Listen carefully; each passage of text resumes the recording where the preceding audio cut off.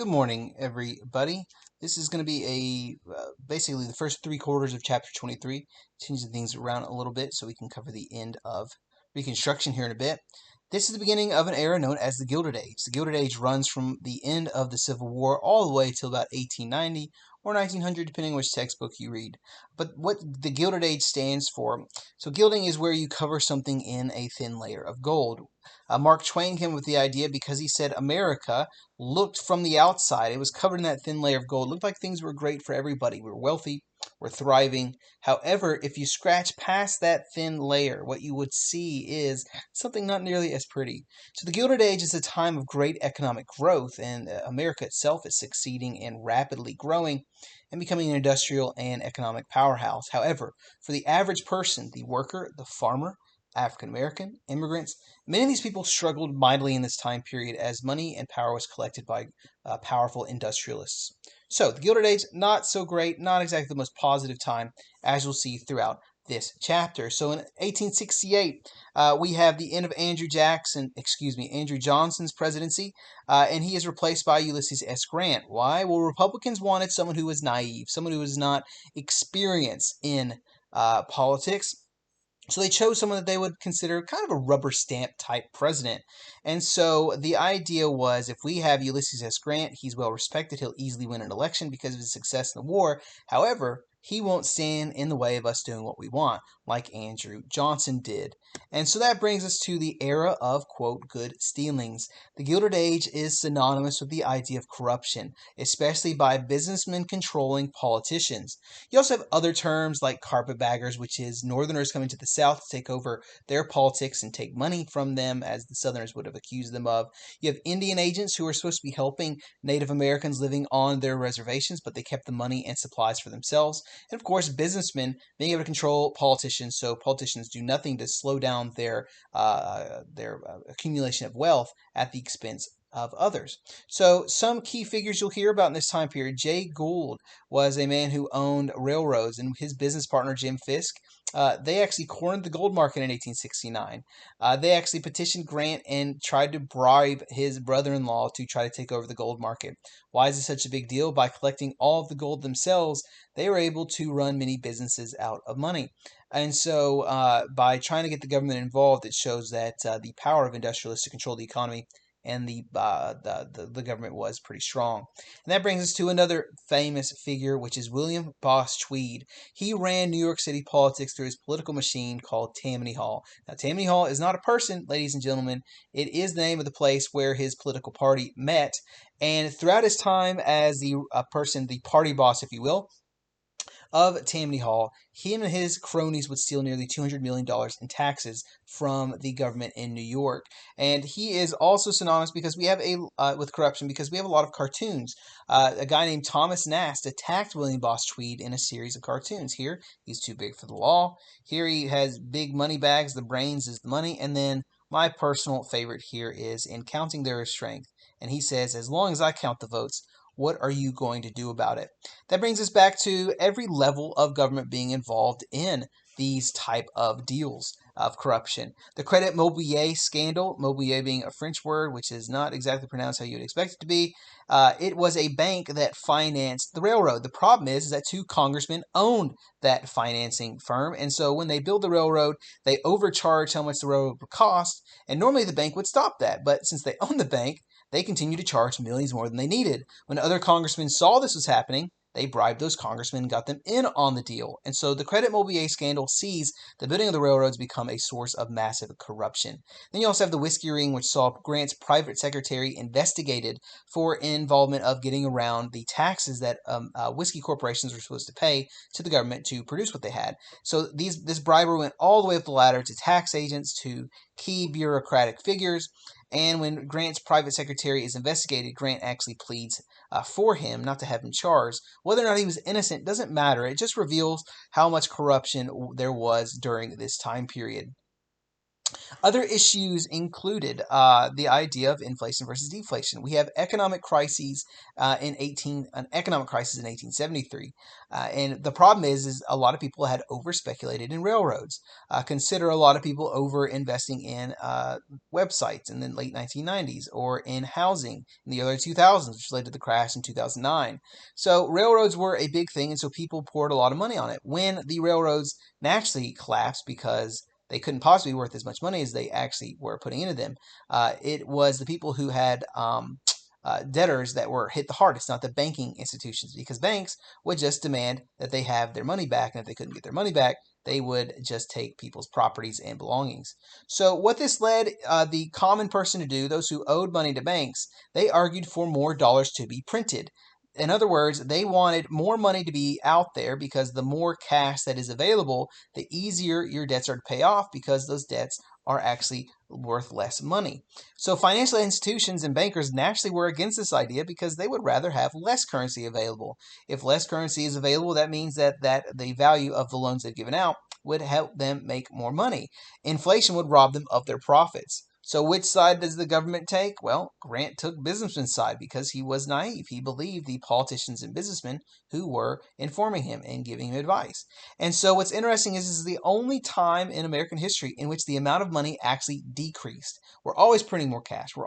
There's always natural inflation over time. However, in the decade of the 1870s, we see less money available, which leads to a very common theme and debate throughout the rest of the 1800s, which is we want gold and silver. I say we being the common person.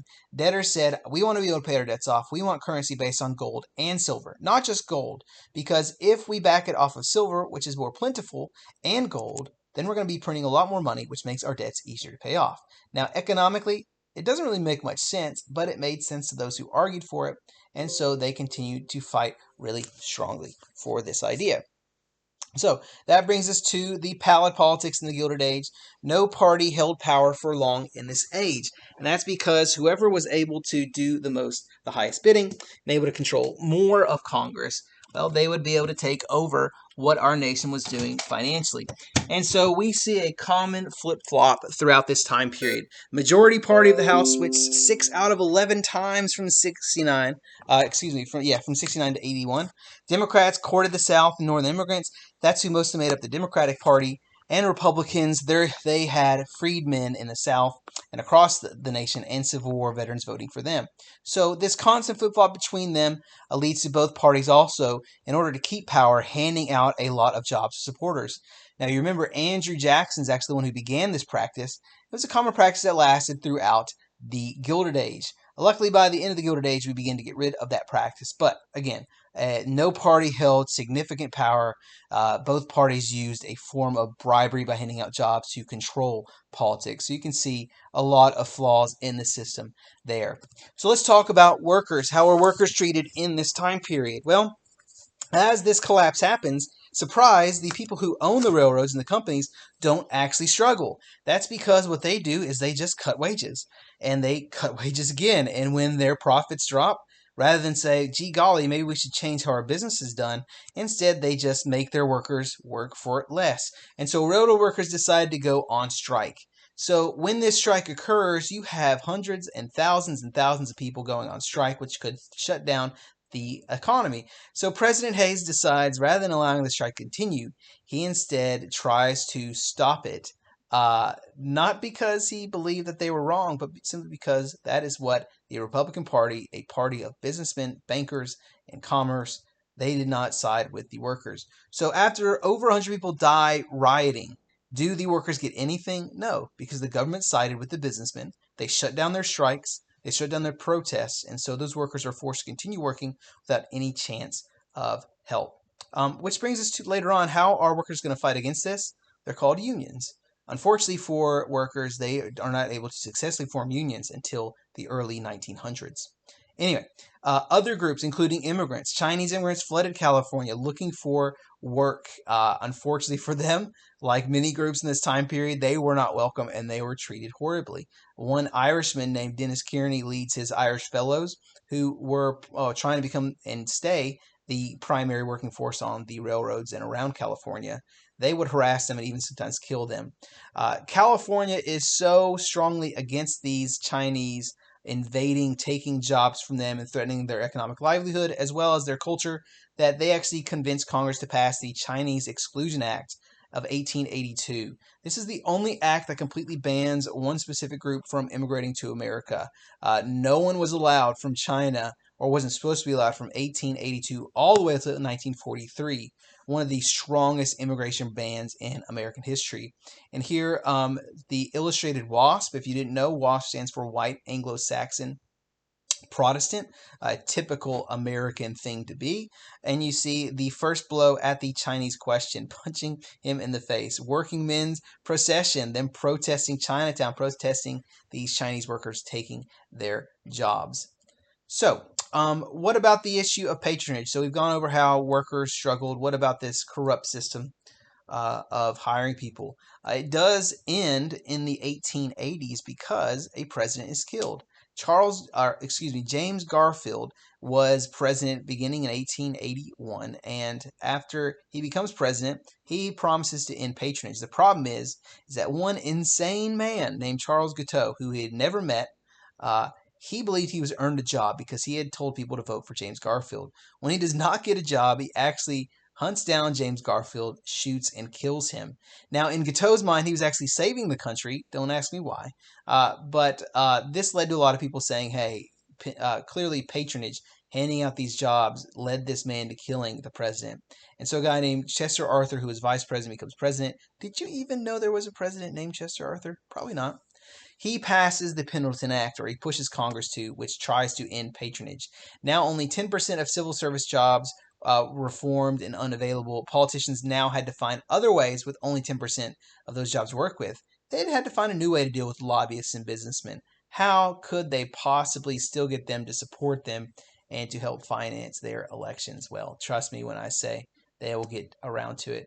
So what's interesting about this chart is you can actually see that we have not done a great job of keeping patronage out of the government, because you see 10% flip for President Arthur, then 41%, and then you can see a major change in later years. It's almost like sometimes we don't follow our own rules. Okay, election of 1884. Grover Cleveland defeats James Blaine for president. Now, what's significant about Grover Cleveland is that he was a reform governor from New York. He ran with the idea that he wanted to clean up the government. The problem is that he was still forced to give in and hire a lot of people. He ended up firing 2/3 of all federal employees. What's interesting about him, and what I would like for you to remember, is he was dedicated to the idea of laissez-faire government.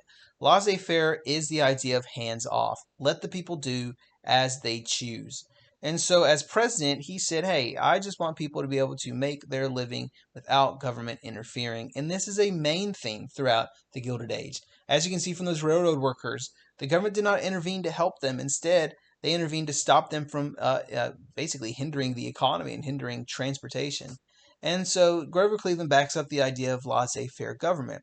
One way that you know that he was against helping people out is he actually spent a lot of time reading over military pensions. Republicans had kept power because they kept handing out pensions to anyone who would write in and claim they had an injury from the Civil War. That's how they kept those people on the bill and thus keep voting for them. And so he read through those pensions himself and actually stopped many people from getting that money because he thought that was not the government's job to hand out that money.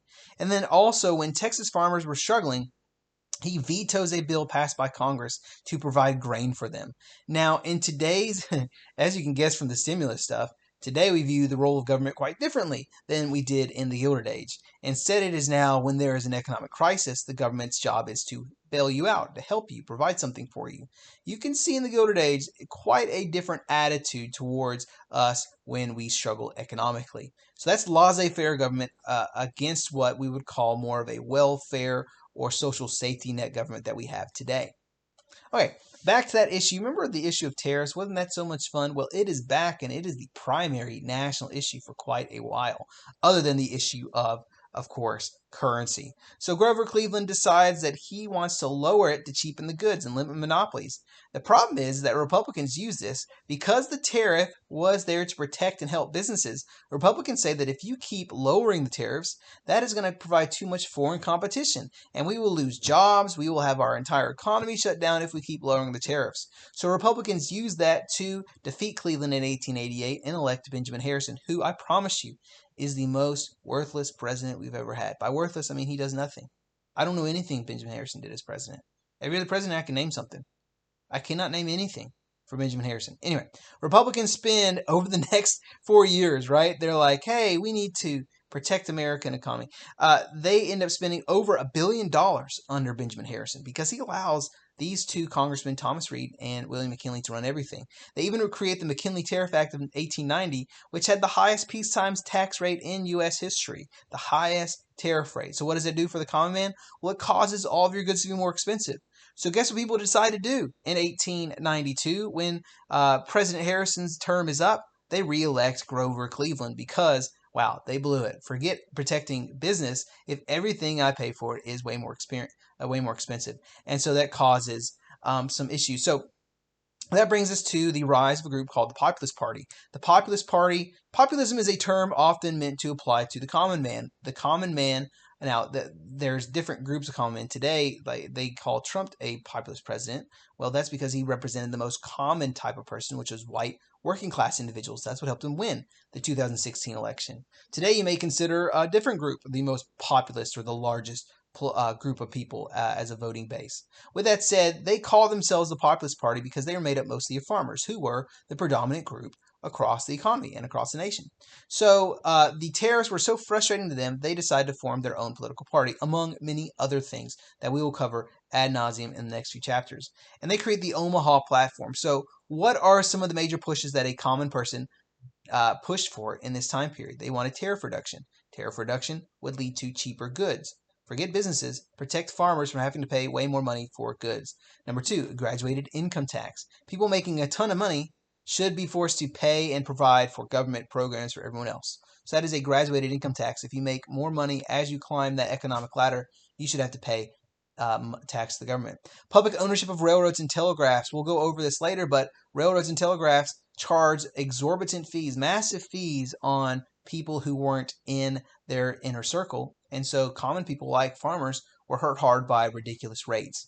And so they wanted the government to own railroads because they thought they would treat them more fairly. Direct election of senators. The idea behind that is state legislatures actually chose U.S. senators. That was politicians choosing representatives for the people. And so instead of going through the state legislature, they wanted to directly elect them. So that will eventually become the 17th Amendment. That's later on. Free coinage of silver. Why? Because if we coin silver along with gold, that will make our debts easier to pay off. 6, low interest loans with crops as collateral. Allow farmers to take loans and use crops as kind of the, hey, if things go badly, we'll pay you with with corn or with wheat.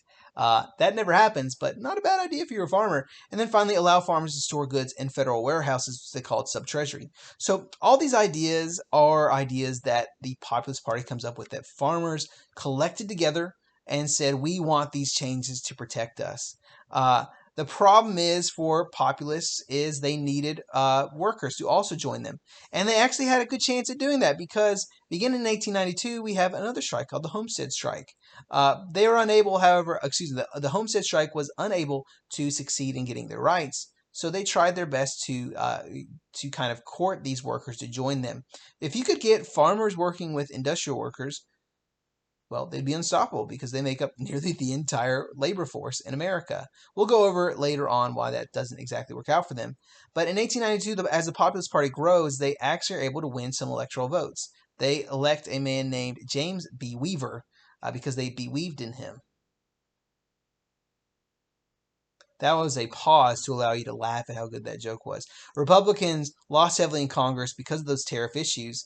And as you can see, they lose the presidency, but they don't lose to the Populist Party. They lose to Grover Cleveland, the only president to serve non-consecutive terms. Looking at this, you see the areas where Grover Cleveland was popular, agricultural areas. Also some coastal areas, but a lot of people were just mad about those dadgum tariffs charging so much money. Okay. Uh, anyways, you can read that later on if you want. This leads us to the pendulum swinging again. So, okay, cool. Grover Cleveland becomes president again, right? He inherits all these issues: angry farmers, workers, the workers who want better treatment, get rid of immigrants. They want to have cheaper debts by getting silver coinage. Agriculture was in a depression, over speculation. So he inherits all these issues. Congratulations, there's a depression in 1893, and it pretty much means that Grover Cleveland has no chance of being successful. So even though none of these economic issues are his fault, he inherited them from the previous regime, he unfortunately is completely hamstrung for his entire presidency, so he can't really accomplish anything. In fact, in quite an interesting turn of events, we have a massive gold shortage, which means that our nation was very close to having to declare bankruptcy, which would ruin us economically because nations then wouldn't trust us, wouldn't trade with us. So Grover Cleveland actually approaches a businessman known as J.P. Morgan. Now, J.P. Morgan was a very powerful banker and considered by the Populist Party and farmers and even industrial workers to be a corrupt, evil individual. And so when Grover Cleveland approaches J.P. Morgan and has Morgan bail out our government by giving us a loan of gold, people look at this as the government being truly in bed with businessmen, run and ruled by businessmen. So you can understand why people were not so trusting of the government and why there were major issues in the Gilded Age. We've seen workers mistreated, we've seen farmers getting frustrated, immigrants, votes being cheated by men like William Boss Tweed. All these issues face Americans in the Gilded Age. And we haven't even got to the group that probably had it the worst, which is sadly African Americans. We'll save that for a specific talk tomorrow. But for now, I thought this was a great introduction into the sad times that are, well, the Gilded Age. Okay, have a wonderful day. If you have any questions, you can email me.